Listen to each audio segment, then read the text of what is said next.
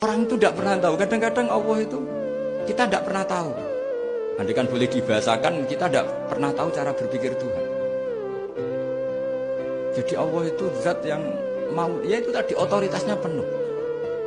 Makanya saya pernah cerita di mana-mana di kitab-kitab yang saya baca itu ada 2 orang yang ahli neraka, sudah di neraka. Ini sekaligus ijazah, saya ulang lagi sekaligus ijazah, bisa dipraktekkan nanti itu. Setelah itu 2 orang ini dipanggil ke surga sama Allah. Allah itu tanyanya ya aneh, enak di neraka, ya udah enak di neraka. Ya gak enak di neraka, kok ditanya enak enggak ya gak enak. Ya sudah kembali lagi ke neraka, lari kencang-kencang, lari menuju neraka, lari. Sama Allah dipanggil lagi, loh kenapa kamu semangat? Ya Allah, saya ini kapok, saya ini trauma. Dulu ketika engkau perintah, saya ini lelet sekali. Disuruh sholat lelet, disuruh zakat lelet. Maka ini dengan perintah saya semangat supaya nggak ngulang kesalahan yang sama. Akhirnya sama dipanggil, ya sudah di surga aja, di surga. Karena semangat lari menuju neraka.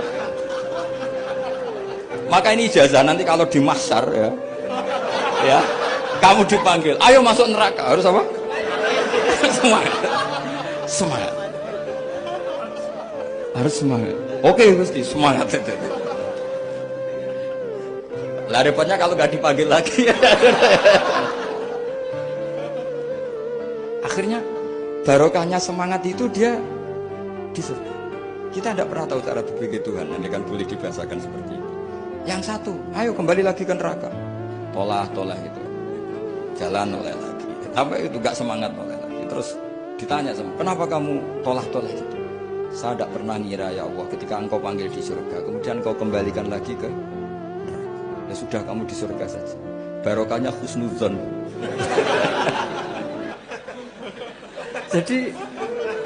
Jadi Tuhan itu unik. Makanya dalam tradisi ulama itu ad-dinu ar-riwayah, agama itu riwayat. Sebagian diredaksikan inna hadzal ilma dinun fanzuru amman ta'khuduna dinakum. Agama ini, ilmu ini agama, maka lihat riwayatnya. Karena kita tidak pernah tahu cara berpikir Tuhan. Kita harus mengikuti riwayat yang diutarakan Rasulullah SAW. Karena kita tidak pernah tahu. Kayak tadi ada orang diinjek, kita mesti kan terprovokasi ingin bela yang sujud menyalahkan yang injek. Tapi ketika yang sujud mencatut nama Tuhan, Allah tidak akan memaafkan kamu. Itu Tuhan tersinggung karena sifatnya direduksi satu, diambil satu, disembunyikan satu. Gak ada kan dia begini mungkin malah Allah maklumi. Saya tidak akan maafkan kamu. Enggak apa-apa Allah, kan saya. Kan tidak mencatut namanya Allah. Selama hidup saya tidak akan maafkan kamu. Allah gak akan tersinggung. Karena dia sebagai manusia tentu punya dendam, punya rasa mangkal, punya emosi. Tapi kalau ketika bilang Allah tidak akan maafkan kamu, berarti dia mencatut statusnya Allah.